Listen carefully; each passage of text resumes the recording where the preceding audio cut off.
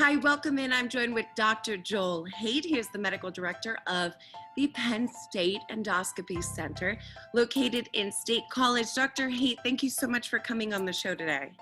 Well, thank you for having me. So, Dr. Haight, we're going to be talking about some things that might be, a little taboo for some individuals. But colon cancer is a pretty serious thing, and it can be prevented. So can you tell us a little bit about some signs and symptoms of colon cancer that people should know of? Sure. First of all, March is Colon Cancer Awareness Month, which means we're trying to promote awareness of colon cancer and maybe get people to think about getting checked for colon cancer. The symptoms of colon cancer typically are abdominal pain, a change in bowel habits, rectal bleeding. You could have some weight loss, even anemia. The key to getting checked, though, is don't wait for symptoms to occur. Most people diagnosed with colon cancer, probably 70%, never had any symptoms or family history of colon cancer. Wow, that is a huge number. So what do you think people should do? You're saying don't wait. Is there a certain age where people should start to be getting colonoscopies and seeing doctors like yourself?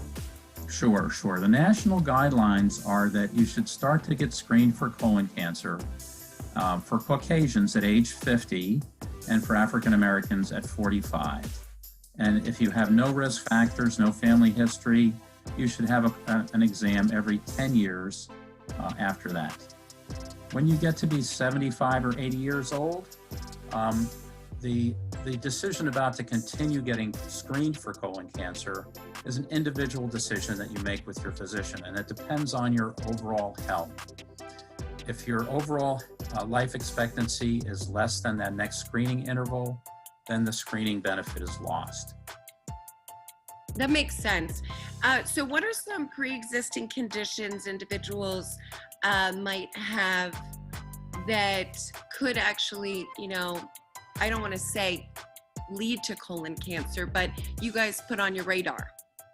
So things that increase your risk for colon cancer, the biggest one is a family history of colon cancer or colon polyps, or a personal history of previous colon polyps or colon cancer.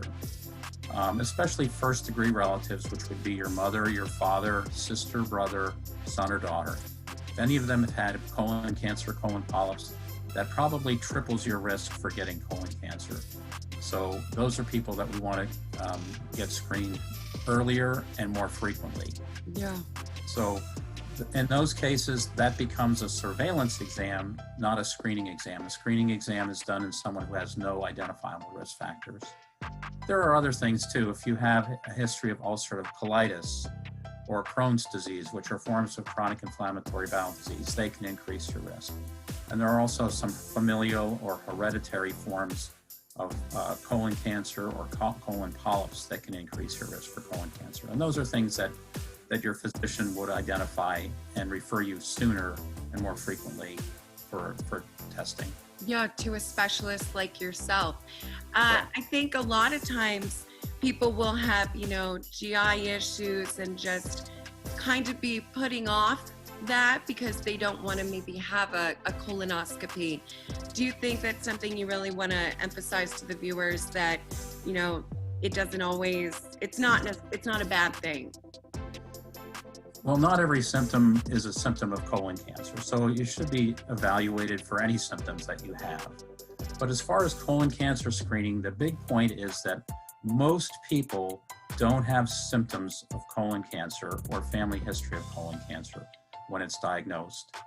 And if you diagnose it before you develop symptoms, your chances of survival are much, much better than if you wait till you have symptoms and then it's found. Yeah. Dr. Haight, you're just a wealth of knowledge. Is there anything else you'd like to really just share with the viewers and let them know? I think, getting screened for colon cancer has actually reduced the number of people dying from colon cancer over the years. because we can find polyps at an early stage and remove them before they become cancerous. The other thing that it's important to know is that even though it's not a pleasant thing to talk about around the dinner table, it's something that can be life-saving for your family members as well. And it's a gesture of love to your family to let them know if you have colon cancer, if you've had polyps, that they should be screened as well. I think that's such a great message, and you're right. Knowing that family history is so important. So Dr. Haight, thank you so much for coming on the show. If you at home are interested in scheduling an appointment, you can just head over to pshcc.org/gastro, or for all information for the Penn State Health Organization Medical Center, you can just head over to pshcc.care. Dr. Haight, thank you so much for giving us this information today on the show. You're welcome, Rebecca. It was my pleasure. And we'll be back after a short break, so stay with us.